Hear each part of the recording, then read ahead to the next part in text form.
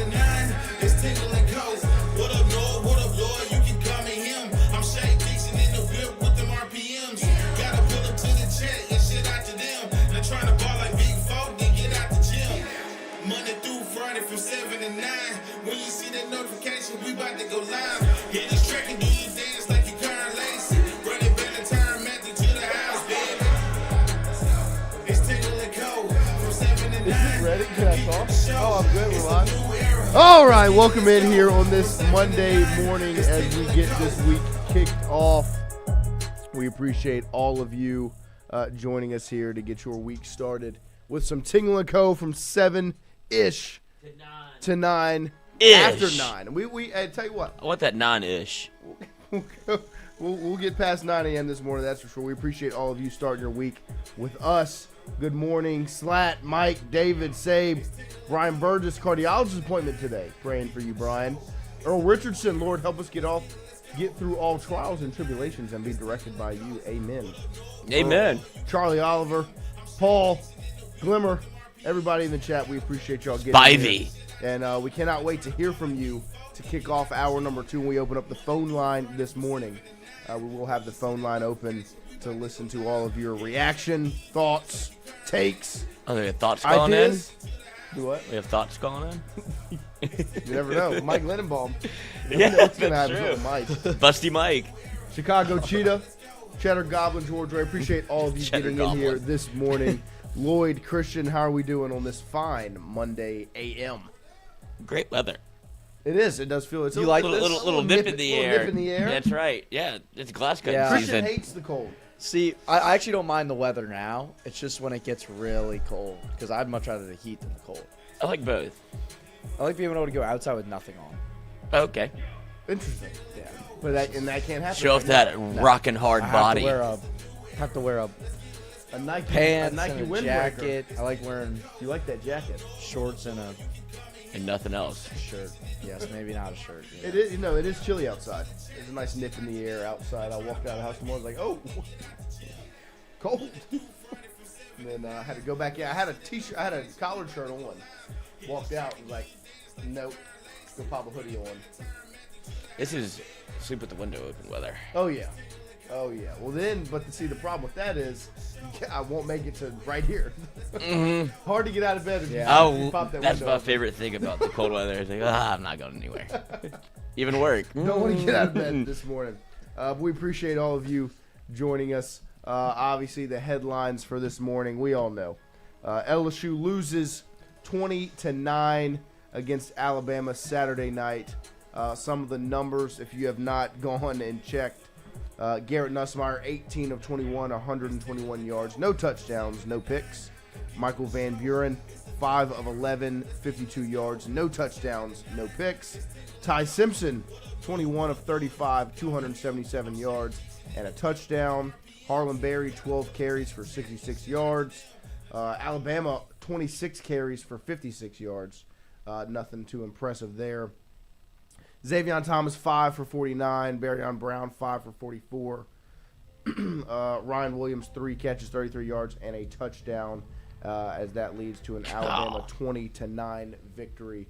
Not the prettiest game to tune into. If you were expecting some offensive fireworks, that was not the case Saturday night. We'll get into our thoughts from Saturday night, as obviously a lot to look into and think about in that game. As you saw Nussmeier obviously get benched for Van Buren in the second half of that game.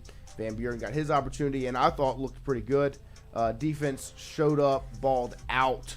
And Alabama really wasn't all that impressive to me, but they still pull off the victory. Like I said, we'll dive into all of that this morning. LSU women's basketball yesterday wins 118-70 over Georgia Southern. Our guy Mac, if you remember him from an LSU women's basketball watch party last year, he also came to Clemson with us and has done some on the street stuff with Christian and Clemson, as well as what was it, the South Carolina game? Yeah, but that was more for him. It was. He did great stuff. He does great content. He made his way to Tuscaloosa for the LSU-Alabama game and then drove from Tuscaloosa to Statesboro to see LSU versus Georgia Southern women's basketball. Drove overnight from T-Town to Statesboro to check out the LSU women's basketball victory. Like I said, 118-70. Once again, the Tigers eclipse 100 points on their way to another victory this season. LSU men's basketball as well will play tonight against UNO. I will be there. I think Chrissy I'll be there. Plans to be there. Lloyd will have mic'd up, but maybe he'll slide into the PMAC for the second half. Into the second half. Get that. See those fighting Master P's That's right. against Matt McMahon. He does a Master P all over the PMAC. That would be Master B. Oh, Master C. Man. No. How would that work? Also, Saturday night during the game, Nick Anderson went down with an injury. Pete Nakos from On 3 put out an update there saying that it appeared to be a season-ending injury is the current fear, with only 3 games on the schedule. He had an MRI yesterday, so I'm assuming you'll find out when you hear from Frank Wilson at noon today when he has his press conference. It's like he wasn't even on the team. Right. But It's not his fault. I'm just saying. No, it's not on him at all. Not on him at all. The 2 claps this morning. LSU soccer. We told you we were going to update you. We previewed it a bunch last week. And the Tigers not able to get the job done in the SEC championship game. They go to Penalty kicks. PKs after the game. LSU misses 3. Who's our best player? Who's LSU's best player? I mean, it's it. Put me on Don't the do spot that like to us, dude. I thought y'all previewed You're going it. to get fired. He's got the most goals. That's your job. You're the Vanderbilt had the most goals yesterday. As you see the graph right there. Brutal. LSU misses the last one of their PKs and couldn't get the save to send it to an extra round of some kicks. And they lose, come in second place in the SEC tournament. Still on the horizon is the NCAA tournament, but it was quite the run in the conference tournament they put together and had some excitement within the fan base in a time where you can get you need something to be excited about during football season, and right now you had the chance with football as they made their way to the SEC championship game. And then before we dive into the football conversation this morning, I want to run these highlights from our guy John Eads from some of the baseball over the weekend. He was obviously in Hammond watching the Tigers. They go 2-0 on the day yesterday with, I believe, a 7-1 win and then a 2-1 win. Yes. As the Tigers went out, balled out. Casey Evans on the mound. Willie Schmidt on the mound. Would love to see Schmidt make that jump. A lot of pressure. If Schmidt's able to make the jump, you're feeling real confident going into 2026. Absolutely. But here are those Eads highlights from LSU Southeastern in Hammond over the weekend.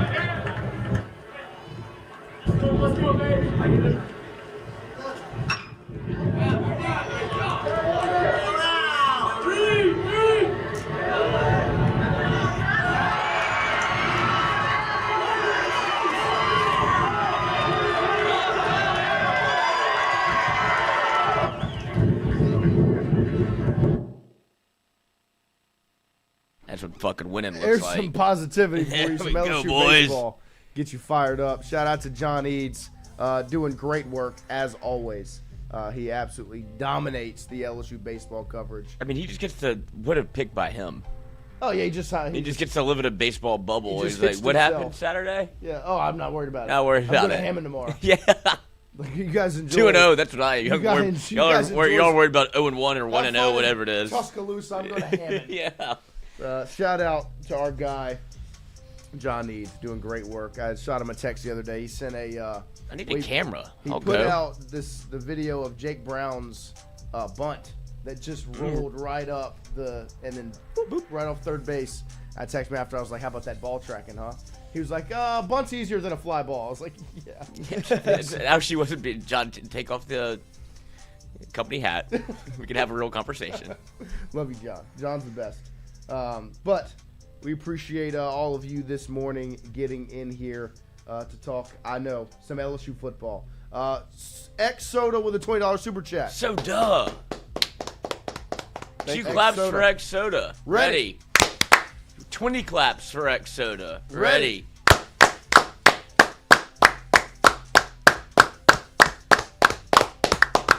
Dude, Lloyd doesn't know how to count. Oh, X Soda. Good morning, fellas. Not how we wanted our Saturday night to go, but I believe we found our quarterback for the foreseeable future. With the change, you could obviously see who wanted it more and who has been putting in the work. Lloyd, I will turn that to you. Your thoughts on that statement there from our guy X Soda. Shout out X Soda. Shout out X Soda. I really do think that's probably going to be the biggest narrative coming from the Alabama game, right? Like, you saw Frank Wilson come in and make kind of wholesale changes. You have been, I guess, wondering if they were ever going to make a move at right tackle. What could be the answer? You feels like you found something there. And then, obviously, the quarterback position, I don't know how they're going to handle this. I feel like if you, and this is just off the fan base contingency, right? Like, I'm just doing strictly of the reaction of the people in the building in Tiger Stadium on Saturday. If you put Garrett Nussmeier on the graphic as your starting quarterback, like, this is almost, we're in, like, Michael Braswell territory. Like, don't boo the cat, you know? And because if he's done everything that you, in an era of transfer portal, NIL, all those things where, like, Nuss has stuck it out. He could have left last year. He comes back. You know, he does everything that should have been a storybook, and it all goes the opposite way. So, for Frank Wilson, for LSU football, I mean, you have a, fifth-year senior quarterback that is supposed to be the leader of your team, and you heard the way that the guys talked about him after. They're like, Nuss is that dude. Like, you talk about, like, the Whit Weeks, the West Weeks, all the weeks. Like, he's a leader on the football team, but at some point the proof is in the pudding where you kind of have to almost placate to Van Buren to see if you can get him to stay and see what you have in moving forward. I think all of this may be for naught because whoever you bring in might have their own quarterback in tow. Yeah. You know, they'll be able to hit the portal or try to find somebody and bring somebody else in. But until that, you want to see what, because the story's kind of out on Nuss in the season. Right. And so it's kind of like if you're going to rewrite the book, might have a new lead character. I agree. And I think Frank's answer, he was asked about it in the press conference. I think I put it in the document. He was asked about it in the press conference, the decision to go with Van Buren and taking Nuss out of the football game. And Frank's answer was non-committal, Right. is the word I would use. He didn't really attach himself to one side or the other. Really just left the door open. which is why there's going to be so much conversation around it. There are a lot of things in that game to talk about. This will obviously sit at number one.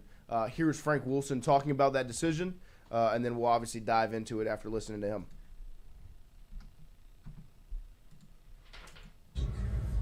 Coach, could you just kind of talk about the decision to go to Michael Van Buren when you did and what went into that? Yeah, so as we discussed as a staff, we knew there could be opportunities in the quarterback run game, and then at the back end, as they tried to bring closure to it, they would make it difficult to just sit in the pocket. And so we wanted to move him around and do some things. We thought that he gave us a chance to do those things. So that went into the thought in my Coach. How do you think Michael performed tonight in coming in for Garrett? I thought he was solid. There were some things that were obvious. Pushing the pocket, stepping up, delivering passes, escaping extended plays, and picking up first downs with his legs. I'd like him to have two hands on the ball, in the pocket, so we don't get that last one swatted away. But I thought he did a good job.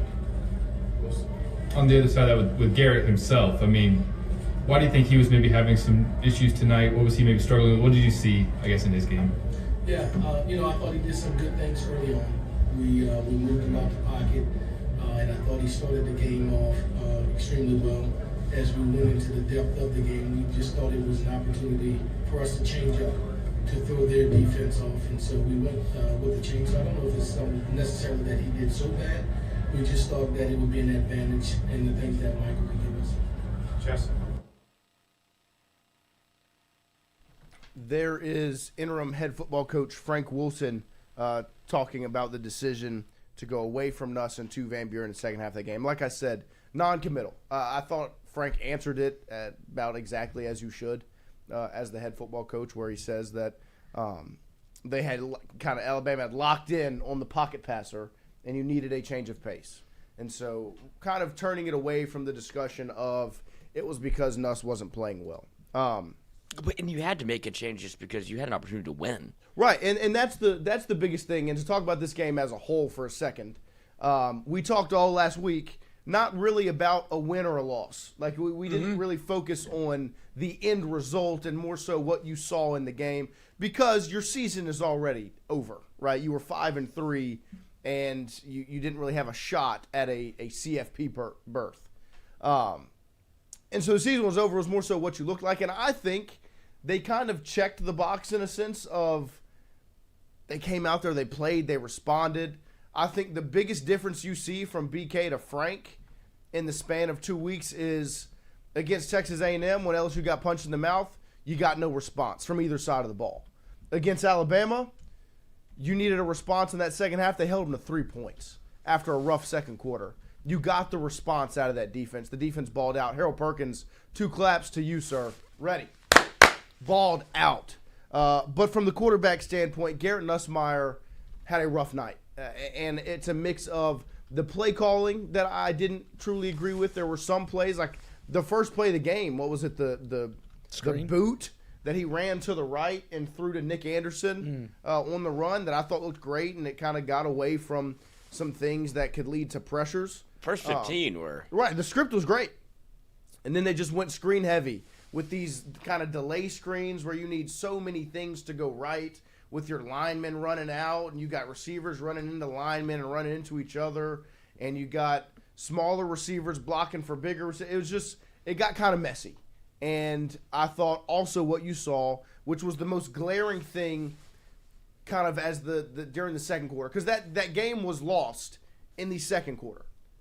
In the last 25 seconds of the second quarter when your offense went 3 and out twice, and when they went 3 and out, your defense got to stop. Offense goes 3 and out, and then defense gives up a touchdown. Your offense goes back out there, 3 and out, another touchdown. And the game, and that situation was managed poorly. It was coached poorly as well. Nussmeier has to know, with a minute on the clock, do not throw an incomplete pass. He throws an incomplete pass, you punt, Alabama's able to go score. If he even just takes a knee right there, the clock will run down to 30 seconds. And it'll look different going into halftime.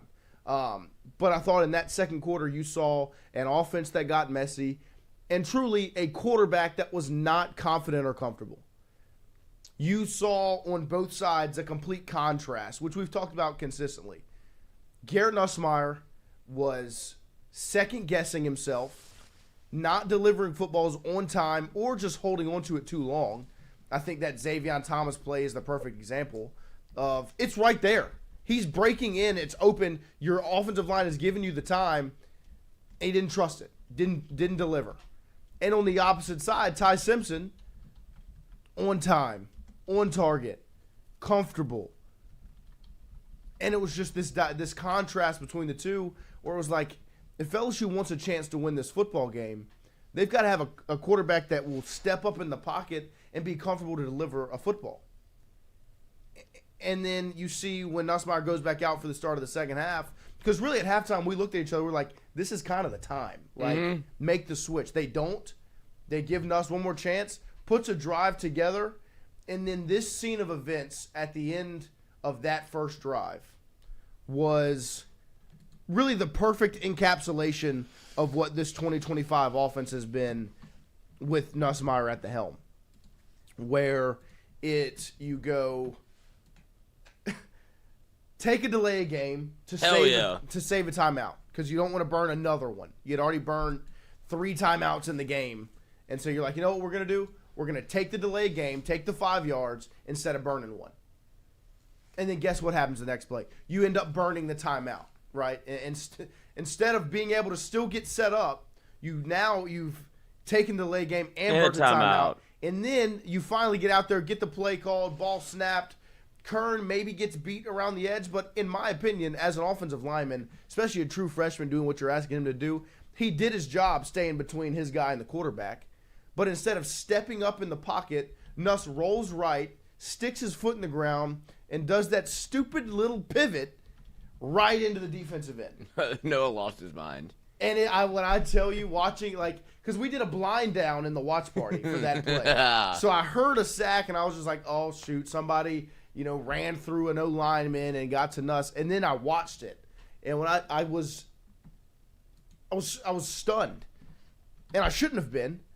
But it was just like, if you watch that play specifically again, there's all the opportunity in the world to go make a play. In a huge moment in the game where you have a chance to win, and the quarterback basically runs backward, like, oh my gosh!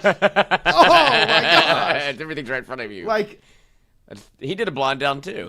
Dude, oh my gosh! Kern does a good job here. Yeah, Kern, just go the other way. Yeah, but that's the thing. They created the pocket. Like, yes, he got pushed back. Like, the pocket is right there. There's a clear pocket to be in. Give it to 8 or follow 8. Even dump it off. But he literally turns and runs towards the other end zone. This is where he's fundamentally broken. But it's just broken. I mean, at what point of this, you're here, you see him. Oh, it makes me so angry. And what world do you think he's not going to... He's 2 double teams in front of you. Yeah, and what world is it... do you think the quarterback's not going to go right? And then Jawan is wide open the entire time. Jawan, man. But he's not looking. I get why he's not throwing. Now he is. Look, now I'm not looking. But now, he's literally he's turning... Where does he think 42 is? He has no idea. But he does at this point. He sees that. He sees it here. Okay, so where do you think he's going to go? He thinks he's about to spin move this guy off of him. Gotta be, because there's no other thing you can think about right now. He's running to me right now. He's running at me. The end zone is that way. Blind play. And so, look, did Kern quarterback's not easy. No, it's not. It's a tough job, but there still are expectations, and this cannot happen. Well, this is just the frustrating part about this is just what you've seen for 3 years, where it's just he just scrambles when the pocket collapses. Because we know him. Like, step up, dude. Why the fuck are you scared? Well, you'd have to ask him that, but this is the Nussmeier experience. It's like we've been conditioned for was anybody surprised that this is the move? Whenever he panics, right. It's this move that you've deemed a cardinal sin. Yes, you hate it, and it rarely works because I don't know how this could end well for anyone. unless you're Alabama. Like, it looks like he intercepted a pass. It looks like he's going towards the other end. And we give the offensive line a lot of flack, and rightfully so. They're not good. But there were plays that they put you in a spot to be successful. Look where you're on the field. If you look at this play, the pocket is there. There is a pocket. I also want to do 2 claps for Ori Williams. Number 77, first of all, massive human. Like Ori Williams, dude. Can you find me some measurables on Ori Williams, Christian? 8.5. What? Because he is a huge person. Like he was just. I looked at the 5 offensive linemen on the screen, and I was like, 77 makes everybody look. I think he's normal. what 6'10", He's 6'8", 335. God, that is a big old boy. But guess what he did? He came out there in replacement of Weston Davis and kind of made you sit there and say, why did we not do this sooner? Why did we not make this move? Ori Williams, 2 claps. Ready. Went out there, did his job. And so, like, that drive right there, and then it turns into, just a monster of a human being. Can't fit him in the screen. And so that drive right there was, I think, that was the last play of the game for Nuss. He got benched after that. And there was a scene of events on the sideline, which was when Lloyd this is when he lost Lloyd. So he lost me in the game on that play. He lost Lloyd right here. Because you were, I was trying. You were trying to hold the rope for him. And he lost you here. What about this scene? And then right after this, it showed him, smiling. Yeah, giggling. Yeah. That was part of it, too. Turned you away. It was just you have somebody that's trying to. First, he's coached you up multiple times during this game where Right. it was he put his arm around you. He did it the Frank Wilson way, which was, hey, I believe in you. I'm instilling faith Right. in you. And then it's Pat on the helmet. Right. And it's like, I'm here for you, brother. Like, we good. This is a come to Jesus. And not only is it just a lack of respect, essentially, from like a head coach that is already had your back, and now he's trying to coach you up, and you don't even have the wherewithal to look him in the eyes and take coaching. It's just like you're out here like, and watching it a second time, third time, whatever it is, it makes me feel worse for Garrett, because it is somebody that is, if you've ever played a sport and then you're in a funk, like he's fundamentally like he's lost. He is broken. Like he's broken. And that's like, I feel for him. I really do, because it's somebody that has tried and wanted. This is not how we saw his life go. Like, this is life changing. And Right. he's is taking bigger that than in football right now. at It's this like, what's happened? It's a man that has no confidence. And to see that zapped from him, and somebody that played with only confidence, got the C on his chest, he's 18. This is not the way it was supposed to go, but you see both. Like, this encapsulates both of it. Like, I feel for him, but I also fucking look at me when I'm talking to you. Right, Like, right. I'm your head coach. Like, I'm not saying it just to say it. I'm not saying it for me. I'm saying it for you. And then he finally says, I would imagine you're fucking out the game. And he goes, what? Like, jarring. It shocks him that he's getting pulled. And it all comes to like, oh, yeah, bro, it's over. No, I mean, like that scene is. And I don't know if it was performative on the sidelines. You saw obviously where he tried to be nonchalant about it, was like laughing on the sidelines, cool, whatever, like. Right. And then it became. And then he's locked in. He's done. Then, yeah, like it. Which also seems I a don't bit performative, but even if it is, You gotta do it. Yeah, at least he's doing it, right? Because what else are you gonna do? Right. It's either that or go to the locker tent. room. Yeah, just get in the injury tent and stay in there. Because to me, like that scene, because I agree with you. Like, I feel for the human being, because like you said, life has changed, fallen apart. Mm-hmm. You know, for him as a person.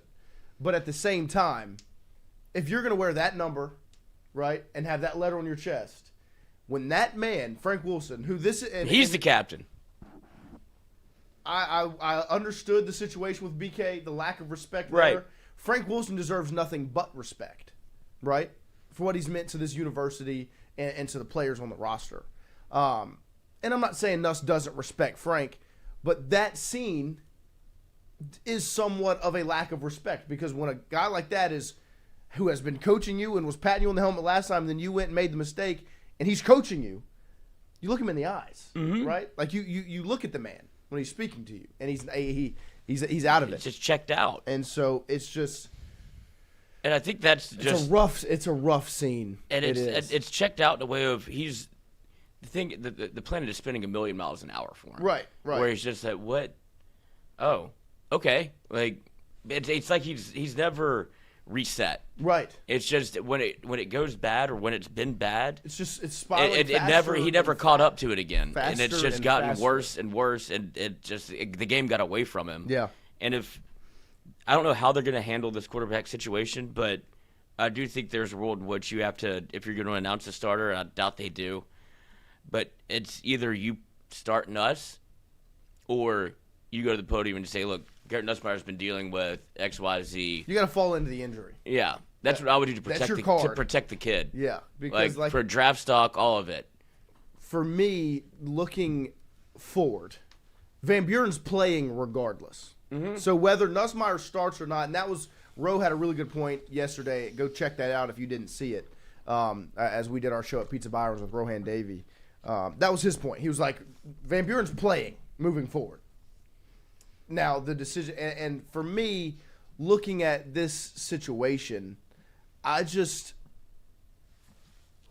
so many factors that play into it. Nuss has been the guy all year, paying him the money, senior night in 2 weeks, like just all these things that can play a factor into it.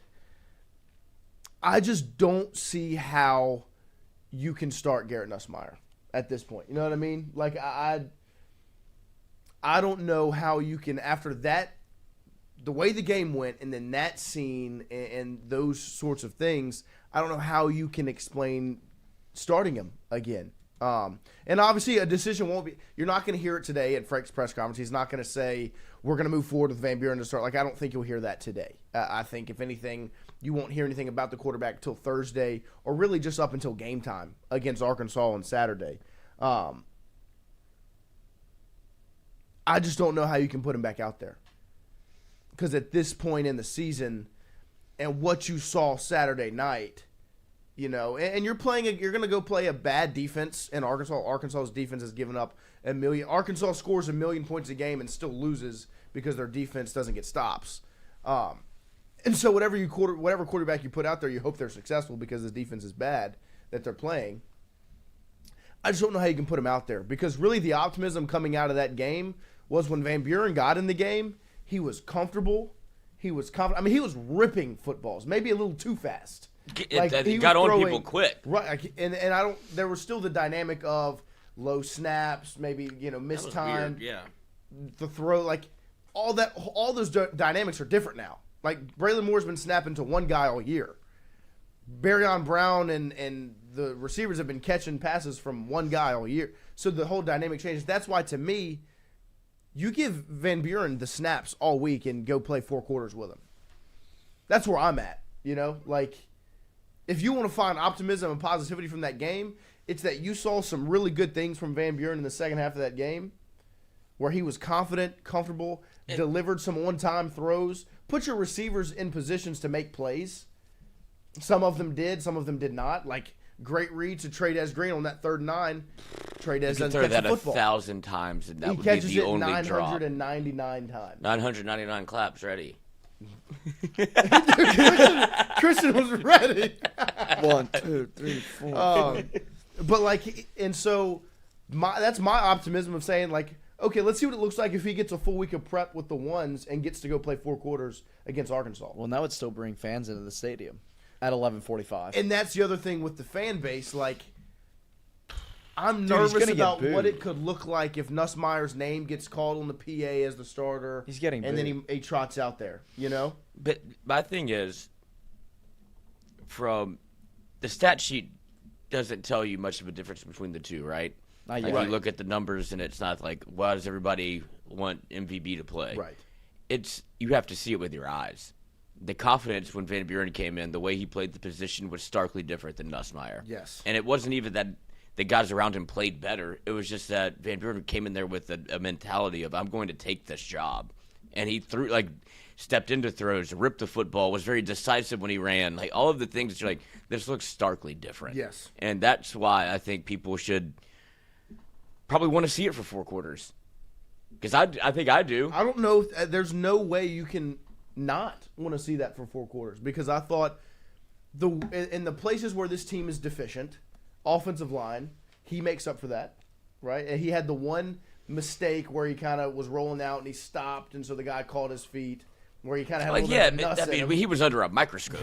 Right. We're trying to see, you know. And then the stupid review of the slide that really Isn't that pissed me funny how off. that works? Yeah. He's so quick. He made a guy miss twice and then overworked it and got You're right. sacked. Like, It's It's one of those Rucker plays Park. where The it's like in complete opposite of nuts. It's like in basketball where you beat the guy with a crossover, but then you go back between your legs To try It's and- like, oh no, I had Yeah. you had Yeah. him. You're doing too much.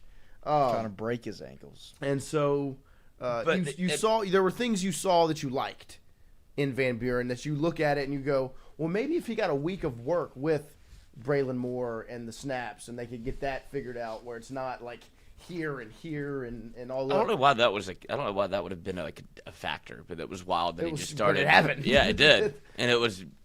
I guess you can only point to one thing, Right.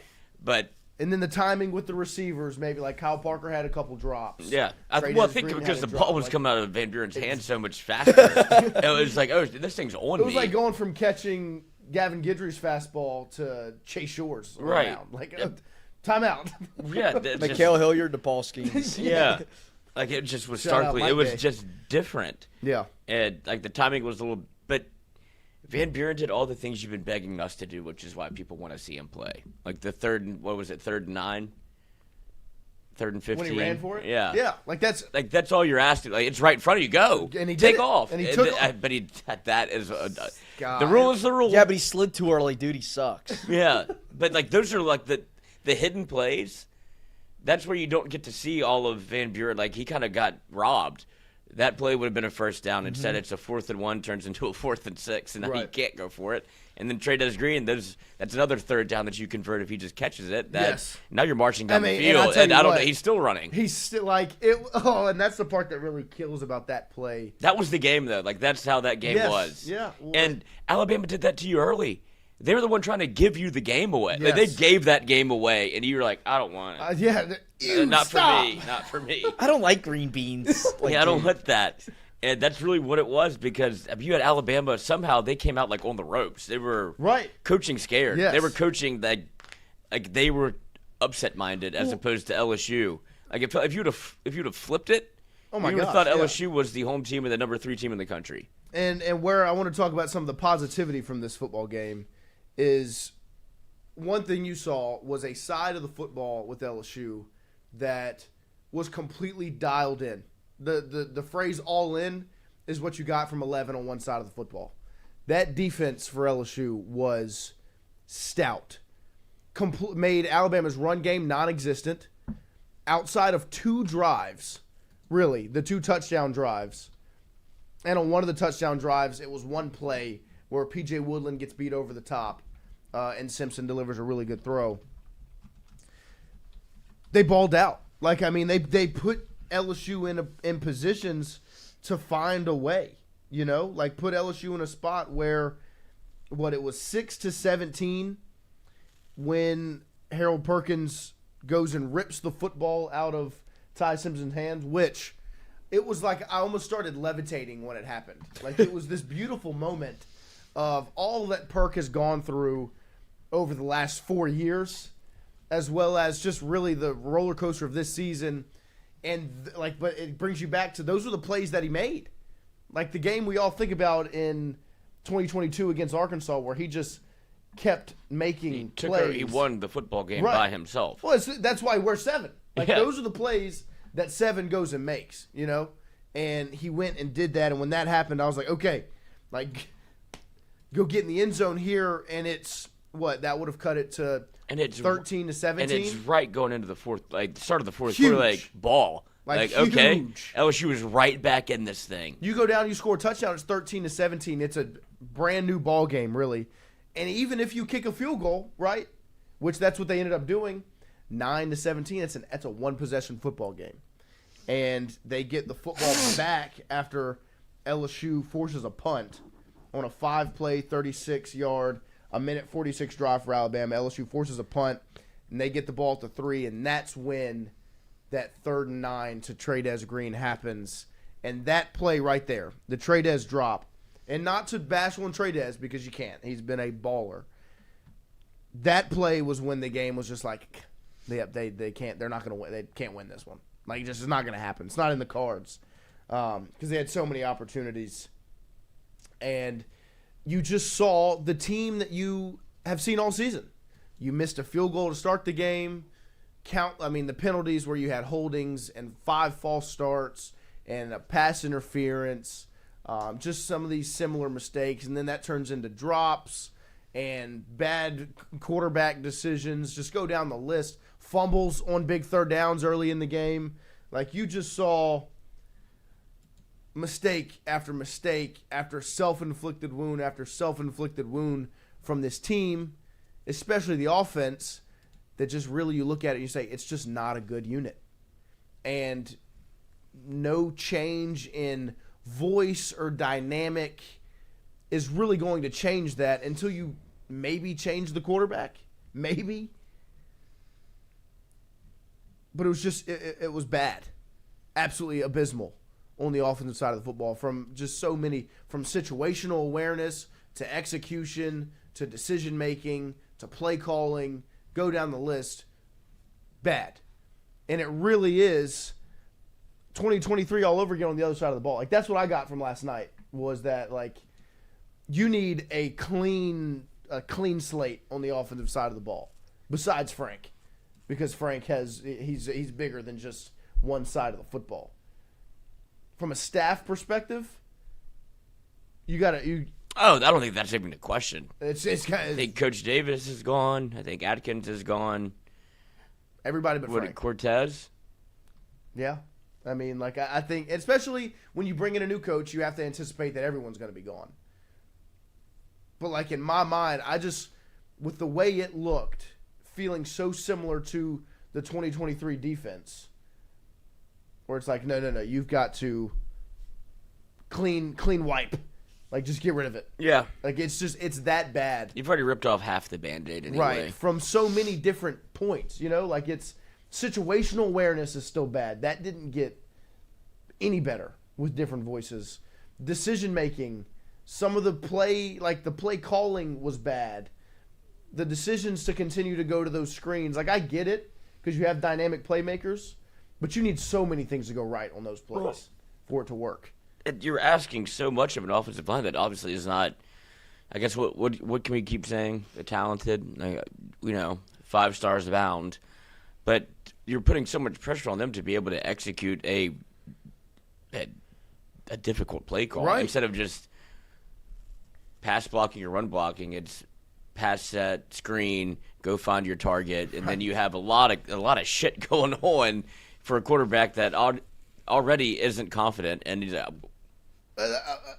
and so it's just so like get those out. Yes, and they got to get off the line in time. And you got to snap it, and it's 3, 2, 1. This is a disaster. Right, you can feel it coming. Yes, and that's what Brian Burns said. If I can see the play call, B's in the chat. B's in the chat. If I can see it coming. Like, we know the play calls now. Right. If we can see it coming. Yeah.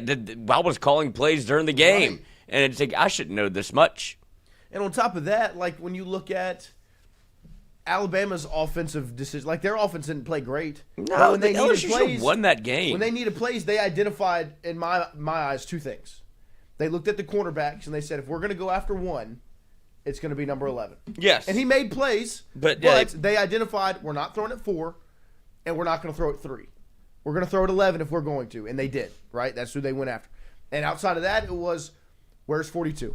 Mm-hmm. And no offense to Devon Keys. He's a young linebacker put in this spot because Witt's not out there. They went after Devon consistently.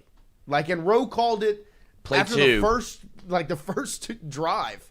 They went at Devon. He's like, they're going to look for 42 every time, and consistently at 42. They threw one right over the top to the tight end, dropped it in the bucket right at 42. They identified things from an offensive standpoint that gave them an advantage. And that's just something you've not seen from LSU so far this season. So it was an ugly performance offensively, where you couldn't get in the end zone. Like, talk about that graph. I mean, that graph is like the Bible at this point, where it's LSU puts together quality drives with the best of them, but they're averaging 1 point per quality drive because you leave with 0 or you leave with 3. And if they score a touchdown on a couple of those red zone drives, I mean, you win the game. You know, like LSU got into the red zone 4 times.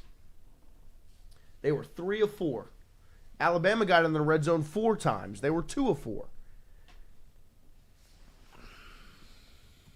But they scored 2 touchdowns. LSU didn't score 1.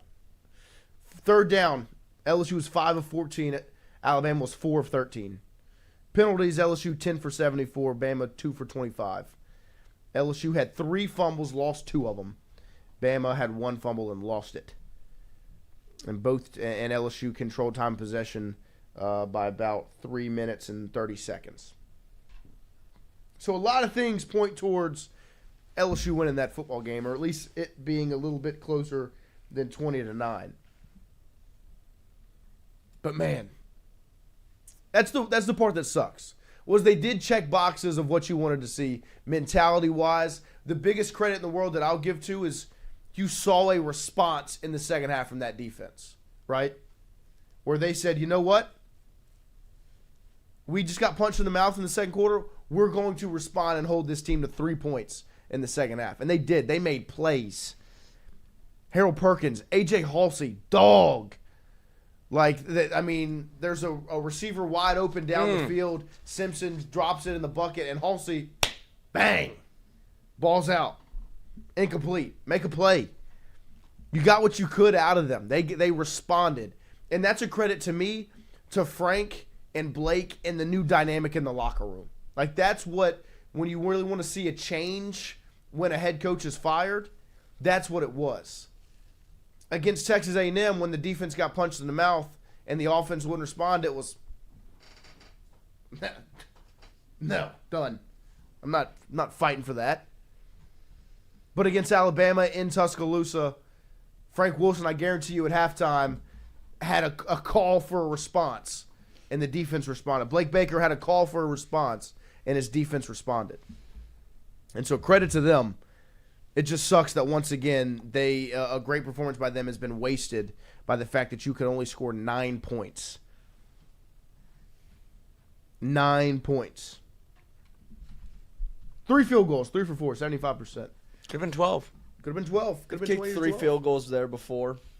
Mm-hmm. Right. One. Right. And look, and the crazy thing is, you take out that second quarter where Bama goes down and scores the 14 points. It's 9-6.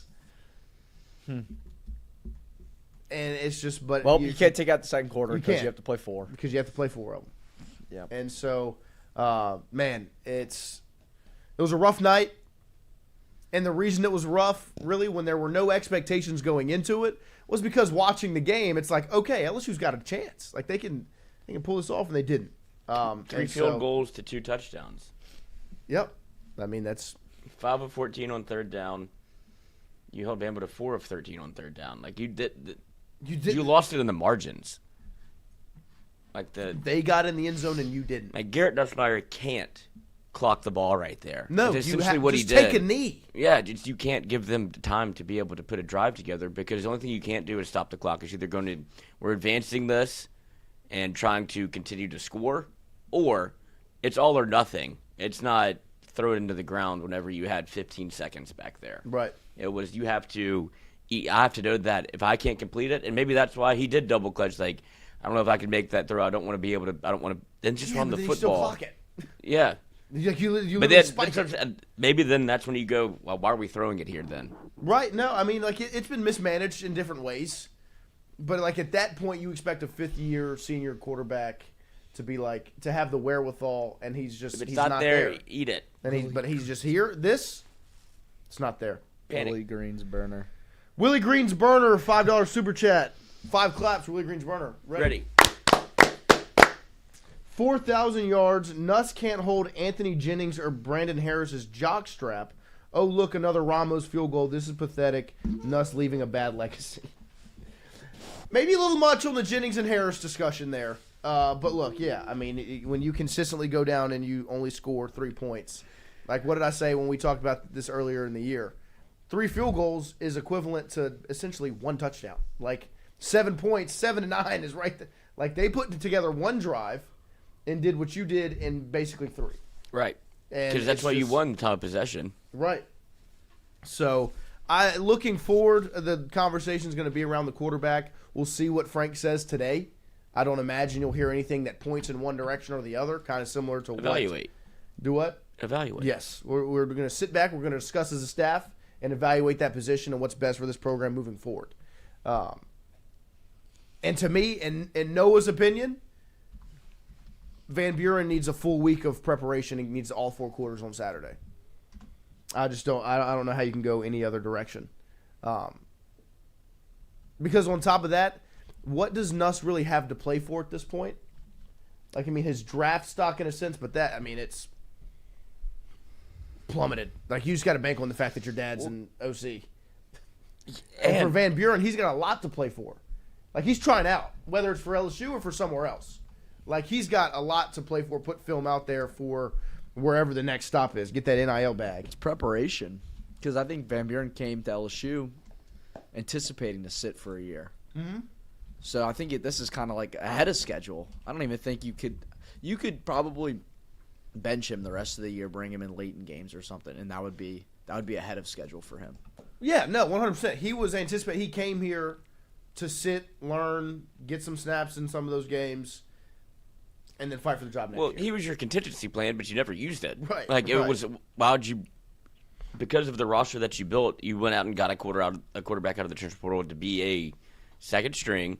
But Yep. if anything happens to Nuss, you feel like this guy can still hold the water, and you never utilized him that way. Like Nuss was clearly injured, and to go back to this, like from the genesis of it, the Kelly Nussmeier dynamic, where it felt like Kelly was almost like forced to play him or wasn't going to move off of him.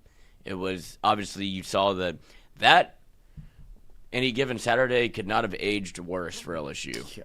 Like you have Brian Kelly talking to his agent, that's now Garrett Nussmeier's agent, and they make it very clear. It's like, this shouldn't be a thing, right? Feels like a little bit of collusion. So they're tied at the hip. Right. And Nuss is clearly not healthy. Anytime he was asked about it, it was like, I don't want to talk about it. And then you had a coach saying, he's not hurt. He's on the other side of it.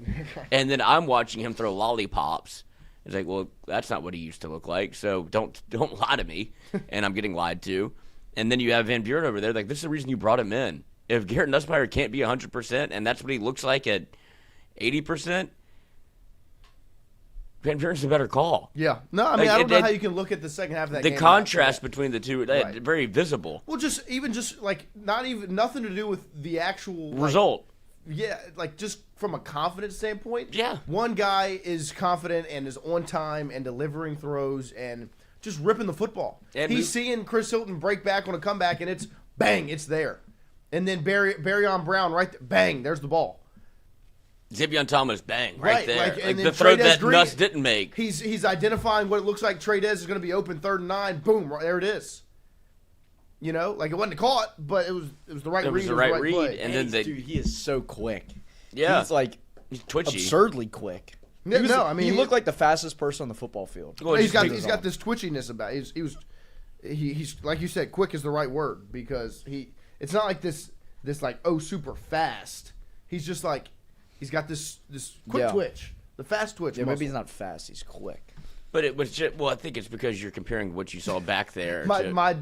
And shout out to my father. My dad, me and my Casey. dad were sitting talking about the game last night, and he was like, I guess I just didn't realize, just didn't watch that close. He was like, Nussmeier's just so slow. Yeah. And I was Yeah. like, Dad, I don't know if he's ever like ran in a game. He's like, doesn't look like it. He was like, when he starts running, I'm like shuddering. I was like, no, He's stuck in second So is gear. Garrett. Like he's also shuddering when he's running. Yeah, but you No, saw. but like you don't care about him as much as like when you watch Drew Brees run. Drew Brees is a better runner. No, I know, but I'm saying like I didn't care. Like I was like, whatever. Like I kind of want to see Van Buren. Let's see what happens here. Face mask gets ripped off. Oh yeah, that was brutal. Good call. Getting ripped off, but I, in my opinion, and if either of y'all disagree or anyone in the chat disagree, it's got to be Van Buren gets the reps this week and starts on Saturday, huh? Yeah, I'll start a poll. Start the poll. Put on the poll. I don't see how you can think like, oh yeah, Nuss needs to start, because what are you playing for with Nuss? You've already talked about this, but this is his last year. There's no future with Nuss. He's given you nothing this year, and he's not going to give you anything. You've already given him that chance 4 weeks in a row. He's been healthy for 3 weeks in a row, or healthy for 3 weeks in a row. On the other side of it. So yeah, play Van Buren. Let's get ready for the future. Let's see what we got next year. Mick Frisco. So embarrassed. I have to go to work. My job is full of Bama fans. This is essentially like preseason for next year, in a sense. Like this I mean, like you're like this is the face. Van Buren is the face of next year. And on top of that, as good as the defense is, and they are really good, Arkansas can score points. And Taylon Green is a mobile quarterback. Like he can run, and that's obviously been a struggle for the LSU defense at times. You're gonna have to score points. You're going to have to score points against Arkansas, And it's not. and their defense is not good. Like Arkansas is a bad defense. Like what's their record? Like 3-6 or whatever. And they're averaging like 40 points a game. But it's because they're basically LSU in 2023, just not as good offensively. They score a bunch of points and they give up more. 0-5 in the conference, 2-7 overall, but also in these losses they have scored. They just lost to Mississippi State 38-35. They lost to Auburn 33-24. Lost a shootout with A&M 45-42. Lost to Tennessee 34-31. Notre Dame, they got blanked 56-13. Memphis, they scored 31 and lose 32-31. I mean, Arkansas fans, like, don't jump. Ole Miss 41-35. They're in every football game. And if you're Arkansas, you think you can come into Tiger Stadium and absolutely win. Right. Like if there's a matchup where it's, at some point this dam is going to break whenever you're going up against an LSU defense, like they're good, but just keep at it because they won't be able to run with you. And the LSU offense won't be able to keep up. Right. And even if they cut your total in half, LSU is one of like 5 teams that hasn't been able to score over 25 points all year against an FBS opponent. Yeah. So like that's putrid. Putrid. Fucking score. It's embarrassing. Like it really is. Don't forget, every single day we are brought to you by All About Inflatables, allaboutinflatablesds.com. You have no plan offensively. I'm sorry. Just out thinking about it. Is so the website. Just go over to allaboutinflatablesds.com and you'll see a big red button that says book now. You click that button and it takes you through the process. Very easy to book your event rental through All About Inflatables. But if you're not looking for an inflatable because it's a little chilly outside, that means it's getting to holiday season, and that's why there's also All About Holiday Lighting from the same crew over at All About. All About Holiday Lighting's been out there putting lights up on residential and commercial buildings, doing great work in the central Baton Rouge, greater Baton Rouge area. The number's 225-276-0608. If you want to call with any questions, you can also go to allaboutholiday.lighting.com to put your request in. I know some neighborhoods require holiday lights on homes. Some HOAs are a stickler for some holiday lighting. And if you don't want to deal with the stress and the hassle of it, you can just go to allaboutholiday.lighting.com. They will handle design, installation, storage. You can get a free estimate for residential or commercial.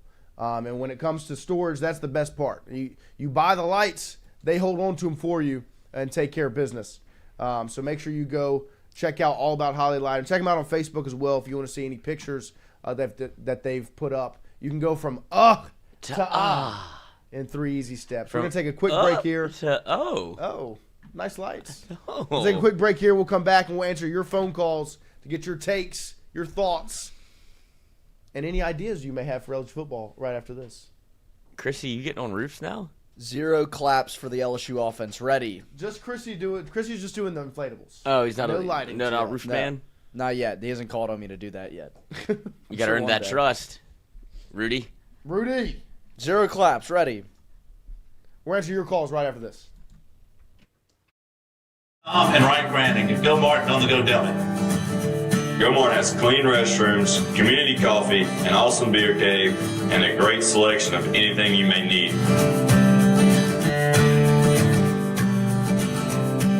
located at the corner of Highland Boulevard and Highway 61 South in Natchez. Also stop by Wardo's Po' Boys at 309 North Broadway on the beautiful Natchez Bluff, where everyone is family.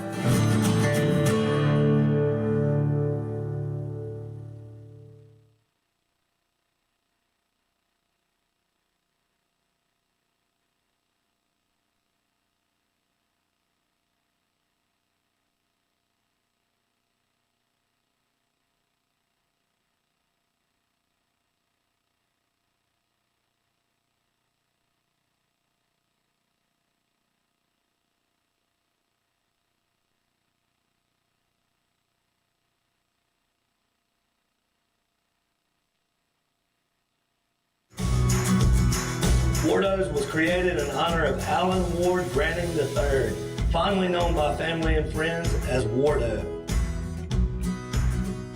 In 2019, the oldest brother of the tribe passed away unexpectedly. His remaining siblings and loved ones wanted to honor his memory in a special way. In 2022, Ward's family decided to combine the need for a sandwich shop in downtown Natchez with a desire to pay tribute to Ward's love of good friends, good times, and great food. Through blood, sweat, tears, and countless hours of hard work, Wardo's was born.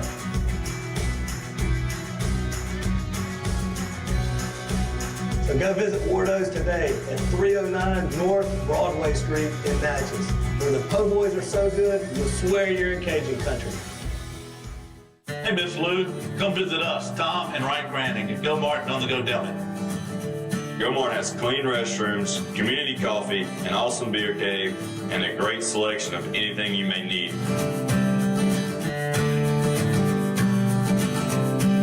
Located at the corner of Highland Boulevard and Highway 61 South in Natchez. Also stop by Wardo's Po' Boys at 309 North Broadway on the beautiful Natchez Bluff, where everyone is family.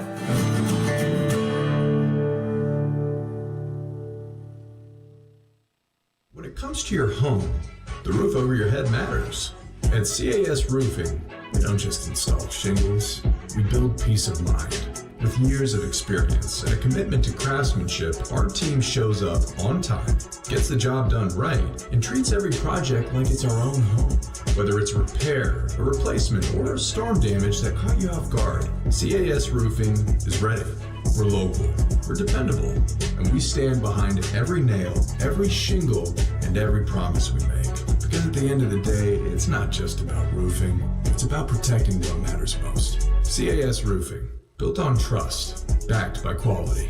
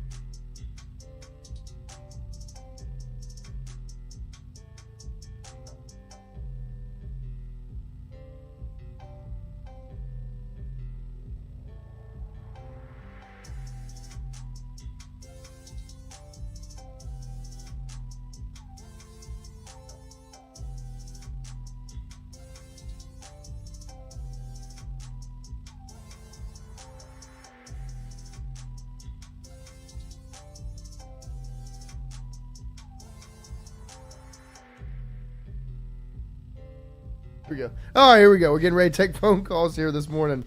As Christian's just having a good time over there, apparently. He's living in his own universe. Living in his own world. But we're ready to take your calls. Make it fast. So We can got get everybody one on the in. line right now. Takes, thoughts, ideas, whatever you got. Talk to us. How's it going? Y'all can hear me, boys? Yes, Oh, sir. we sure can. All right, we're gonna keep it a little more G-rated so your boy Brian doesn't have to get out of here. But Make him take a Put it walk. like this: if I have to hear if I have to hear Nuss in 4,000 yards in the same sentence ever again, I'm gonna do unspeakable things. If I have to see him play quarterback, start at quarterback for LSU, I'm gonna do unspeakable things. And I want him booed. I don't care. I don't care if it's negative. I want him booed. He looked awful bad body language. He's not what it means to be an LSU Tiger, and he's wearing the number 18. I mean, Hester, Mock, they got to be rolling over in their graves watching this guy go out They're there. not alive. They're He looks like alive. a piece of dog. He looks like a piece of dog mess. He looks like a piece of dog mess out there. Just a hot, steamy pile of crap on the field. Why? I never want to see LSU have a just statue of a quarterback. It's 2025. Everyone knows football. You have to have a mobile quarterback, and we got this guy that, I mean, he looks like a geriatric grandpa back there. Can't run, won't run, refuses to. He does, and it looks like fucking Forrest, my bad. It looks like Forrest Gump. He looks like Forrest Gump out there. He really looks like Forrest Gump. But Forrest Gump can can move. Forrest can move like with the same not with those stilts on his freaking legs. Not with those Little tic-tac. stilts on his legs. Come on now. But the Saints won. I mean, hell, Tyler Show looked pretty good. Who dat? Pretty good out there. Is that? He hit that one move where he shook off the defensive line. I know, Christian, you like that? He hit that one move, shook off the defensive lineman through it. But Jawan Johnson's still a terrorist, even though he looks all right. No, but, I'm not falling for that. No way. Is the Saints winning Jawan Johnson, proactive he's a though? terrorist. I think Shuck looking good is good, but is the Saints winning? Is that proactive? Is that really a good thing? I mean, I know it was nice to see him. The defense played really good. Yeah. Like I thought Rico Dowdle was going to get like 150 plus, no questions asked.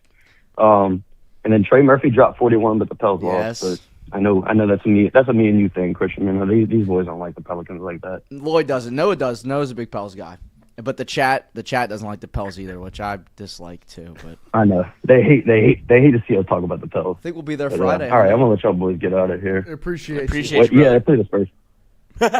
All right, boys. All right. Later. There he is. Is that Look, Cajun I understand. I understand some of the sentiment with the Nuss conversation of the statue in the pocket. You want a mobile quarterback now, and I understand. I'm right there with you. But I do not support booing Garrett Nussmeier because that is a young man that had every opportunity to leave and spurn LSU and choose himself over LSU, and instead he chose LSU consistently. And good on him. It was good last season, been rough, but Garrett Nussmeier has still put himself in position for LSU. And so he deserves the applause. No boos. Was that curveball on the last phone call? I believe so. Yeah. This is Sabe. Sabrion, what we got? What's up, fellas? How we doing, sir? How are you, sir? Man, if BK was still running the show, I think I'd be having an aneurysm right now. But I think I'm going to live. But, I mean, I like what I've seen out of Michael, but, I mean, neither of them really did anything to kind of win us the ball game. But at the same time, we can't get down to the daggum 5, 6, whatever yard line we were on and have false starts and everything else to just kind of shoot ourselves in the foot. I mean, the offense got to protect the defense. The defense got to do the same. I mean, the defense did their damn job, but the offense just don't care enough to get it done. We can't have drop balls and everything like that. I mean, that's just inexcusable stuff. But I do think Van Buren should start against Arkansas. I mean, I don't think Nuss has that much left in the tank, honestly. I just don't see a guy that wants to compete for it. Mentally, it looks like. I think that's about all I got. Yep. I'm just, if it was, like I said, if it was BK, man, I might be fuming, but right now I'm kind of at room temperature. I'm going to keep it cool, calm, collected this morning, guys. Well, and I think that comes from, because we were talking about it with Roe yesterday, like you're at the point now where the change has already been made, and you're just kind of wading your way through the remainder of the season until you get the news of who the coach is and the direction the program's headed. Yeah, and I got a couple more things, and I'll leave it at that. I don't know how in the hell we didn't let damn Tate Green get the damn ball. Right. I mean, come on, man. Nuss throws a damn medicine ball up there for the damn DB to pick off. I mean, come on, dude. And then I don't care what nobody says. I want Ori Williams starting over Weston Davis every single ball game we got left. I mean, as an offensive lineman, ball get off is the most important thing that you can have. And that's where Weston Davis struggles the most. Once his ball get off is terrible. Everything else just collapses. He don't have good feet. He don't have good hands. He's trying to rush to make up for it. It's already bad, and that's why he holds, and that's why all the plays get blown up. It looks like But he's surprised. I like what I saw of Ori Williams. I mean, yeah. I mean, you would think that you would know the snap count, but Right. I guess that's no longer a thing. I mean, but Ori Williams had a good ball get off, and like he held his own out there. I'm not gonna say he was perfect, but for the snaps he did get, he looked way better than Davis. Yeah. I mean, yeah. I mean, you can't be damn ugly and soft. Shit, be physical or something. Shit, but that's all I got, guys. I appreciate it. I got to get to work. Go work hard. But yeah, no, I mean, there's no way Ori Williams isn't your right tackle on Saturday and every Saturday after that. Like, Yeah. I mean, you make that change and it looks that different. You have to make. I mean, that's your right tackle. I thought he played like as much as it wasn't perfect. Obviously, if you go and you nitpick, there weren't plays where you were like, "Oh, Ori." Like I don't remember ever complaining about him doing something wrong. I mean, really played well. I have a question for you. Let's hear it. Do you think that there's any world in which you try to keep Van Buren's red shirt? That would be an interesting decision. And Call that from would be maybe more on Armstrong. Van Buren's side. If he wants to keep it personally, then that would be a conversation for sure. What's your name? Where are you calling from? How doing? Paulie Z. Paulie Z, talk to me.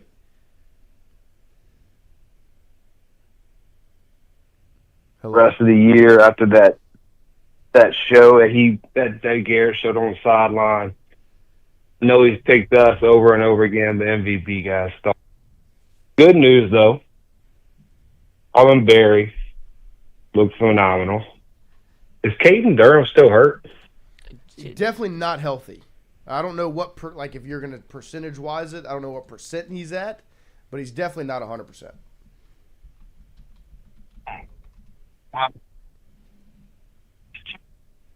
After this loss, well, three things. Zach York is going to feed families. February 13th is right around the corner. And Hunter Hall hates children. Y'all have a good morning, guys, and I'll talk to y'all later. Later, brother. Thank you very much. Hunter Hall, our resident Gump. No, Zach York, legend in the making. But, no, Harlan Berry, once again, 12 carries, 66 yards, averaging 5.5 a pop. Can Durham hit the portal? And this is the situation that you're in with LSU right now, because you do like the collection of talent that's on the team, right, outside the offensive line. Like, you like the players and you're talented and you would like to hold on to them, but you're in this position now where there's so much uncertainty and unknown, and it leaves opportunity for so much, whether it's players leaving, coaches, all of that. Like, you just kind of have to expect what you saw in 21, 22, which is kind of like a hard reset. And you hope you can hold on to some key pieces. But the mindset has to be like, you're not keeping everybody. It's going to be a whole different team. I think it'd be surprising because you have Frank, and Frank got Caden Durham here. If you keep Frank. Yeah, right. You know, like that's and in my mind you do, but whoever the next coach is maybe feels different. What's your name? Where are you calling from? Good morning, boys. How we doing? Oh, good morning, my friend. Good morning. Good morning. So I'll be quick. I know I ramble on, but I'll be quick. Luckily was not able to watch all of the game because I was drinking and gambling. Hell yeah. I did see some things to where I've said it all year long. It doesn't matter who's their quarterback. The offensive line is not good enough to do anything. Right. You got too many swinging gates. There's no fire. There's no get off the ball. There's nothing. So I say if you want to save MVB's red shirt, then just run Nuss out for the rest of the year. But I don't think so. I think you need to put MVB back there and call the offense that you did this past weekend. But when it gets close to the red zone, I think you just need to just pound the ball more. No more play actions, no more slow plays, just straight up. Offensive line, blow off the ball, hand the ball off, run straight ahead. And hopefully whoever the next coach that comes in keeps Frank Wilson and they can communicate and they keep the defensive staff, but hire a whole new coach, offensive staff. Yeah, no, I mean, I think the offensive coaching staff is obviously going to be drastically different from 25 to 26. Yeah. Especially depending on who the head coach is. But I think even if BK was still here, I think you would be in the position where those things would have to be changed. Thank God. Oh yeah, I that was my thing. I really didn't think they were going to let BK go. I thought they were going to fire Sloan and then running the new offensive coordinator for next year and then fire him after that year for the buyout. But they did it. Whatever. It is what it is. We're on to 2026, but we have to watch 2025. Yeah, exactly. Right. I've been an LSU fan for so long in the bad days. As long as we beat Florida and South Carolina, my season's good. Yeah, you'd like to have thrown a Bama in there. Just starkly different conversation. Yeah, I mean, if we beat Bama, great. That's fantastic. But as long as we beat Florida, because God, dog, down to my bones, I can hate Florida. God, I hate them so much. But that's the ones that I need to win. That's how I am with Ole Miss. Like, I hate losing to Ole Miss, and then obviously we did, so it sucks. I just want to rob them. I just want their coach. That would make it better. That's a win. That's a win. You can. Yeah, that'd be a win for me. Yep. Talking about offensive staff. Hunter Hall's lurch ass. Yeah. Appreciate the call. Poor Hunter, dude. He's been civil. He has been. He knew that we were down. He didn't kick a dead dog. He just stepped right over us. Credit to Hunter Hall. He could have just rubbed our face in it. Yeah.